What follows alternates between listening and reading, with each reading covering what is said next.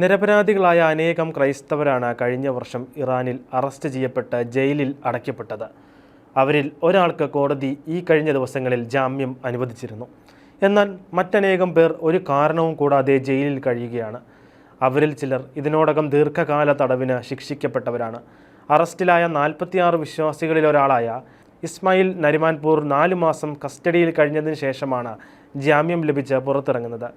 Christmas രാവിൽ ഉദ്യോഗസ്ഥർ ഇദ്ദേഹത്തിൻ്റെ വീട്ടിൽ റെയ്ഡ് നടത്തുകയും വാറണ്ടില്ലാതിരുന്നിട്ടും സ്വത്തുവകകൾ കണ്ടുകെട്ടുകയും ചെയ്യുകയായിരുന്നു.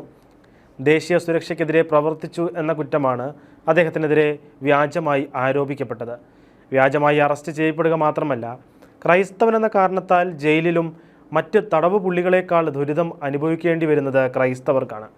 വ്യാജമായ മറ്റൊരു കേസിൽ ടെഹ്റാനിലെ കുപ്രസിദ്ധമായ എവിൽ ജയിലിൽ 6 വർഷത്തെ ജയിൽ ശിക്ഷ അനുഭവിക്കുന്ന മിന ഗജാവി എന്ന സ്ത്രീ സന്ധിവാതത്തിന് മതിയായ വൈദ്യസഹായം നിഷേധിക്കപ്പെട്ട് ജയിലിൽ തുടരുകയാണ്. തടവറയിലെ ബങ്ക് ബെഡിൽ കയറാൻ പോലും പാടുപെടുന്നു. വല്ലപ്പോഴുമുള്ള വേദന സംഹാരിയാണ് അവൾക്ക് ലഭിക്കുന്ന ഏക ചികിത്സ. ജയിൽ വാസത്തിന് മുൻപ് ഒരു വാഹനാപകടത്തിൽ പരിക്കേറ്റ അവളുടെ കണങ്കാലിന് ശസ്ത്രക്രിയ ചെയ്യുന്നത് പോലും നിഷേധിച്ചിരിക്കുകയാണ്. അതേസമയം രാജ്യത്തെ ഇസ്ലാമിക ഭരണകൂടത്തിനെതിരായ കുപ്രചരണത്തിൻ്റെ പേരിൽ ഷബദീൻ ഷാഹി രണ്ടാമത്തേതും അവസാനത്തേതുമായ വാദം കേൾക്കാൻ കാത്തിരിക്കുകയാണ്.